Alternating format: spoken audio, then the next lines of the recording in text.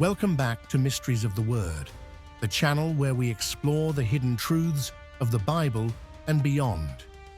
In our last episodes, we uncovered the tribulation, the rise of the New World Order, and the possibility that we are already living in Satan's little season. But if that's true, what comes next? The Bible tells us about the end of the little season, the final judgment, and the breathtaking promise of a new heaven and new earth. Today, we're going to walk through it step by step, using both the Bible and ancient texts like Enoch and 2 Esdras.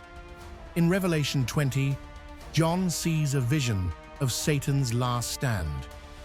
When the 1,000 years are ended, Satan will be released from his prison and will go out to deceive the nations that are at the four corners of the earth, Gog and Magog, to gather them for battle.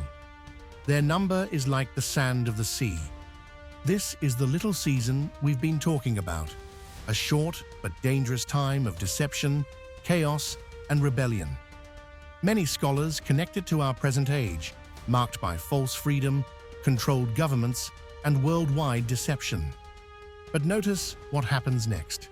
But fire came down from heaven and consumed them, and the devil who had deceived them was thrown into the lake of fire. In other words, the little season doesn't last forever.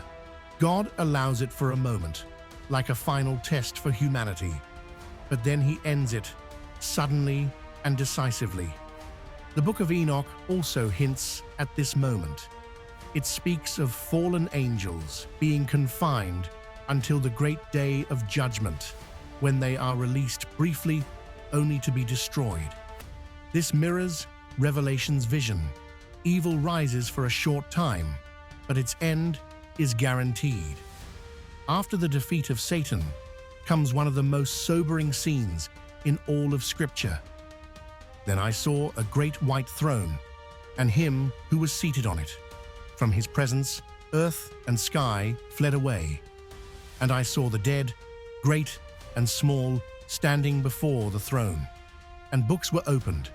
Then another book was opened, which is the Book of Life, and the dead were judged by what was written in the books, according to what they had done. Every human being, from the beginning of time, will stand before God. The Book of Life decides eternal destiny. The apocryphal book 2 Esdras gives us a similar vision. It says, "The Most High shall be revealed upon the judgment seat, and compassion shall pass away, and patience shall be withdrawn. Only judgment shall remain.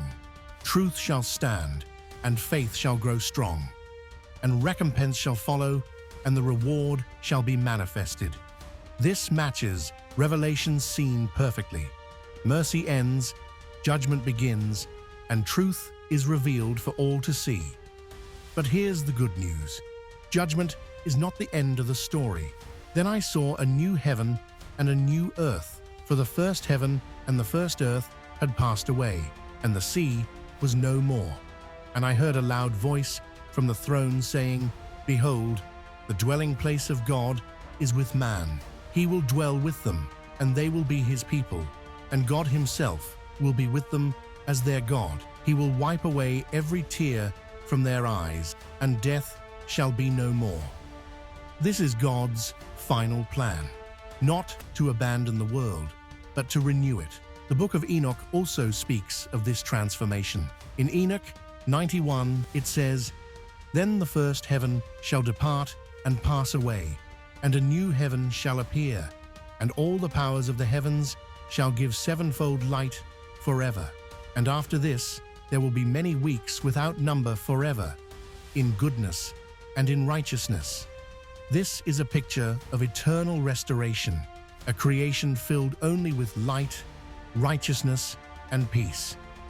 If we are truly living in Satan's little season right now, with lies, deception, and rebellion growing stronger, then the hope of the new heaven and new earth becomes even more powerful. Some researchers even suggest that the mysterious lost civilization called Tartaria may have been a shadow of this kingdom, an echo of the millennium reign of Christ on earth. A time of unity, prosperity, and incredible architecture that has since been buried or erased. But whether Tartaria was real or not, the Bible is clear. The real new heaven and new earth will make all past kingdoms look like nothing.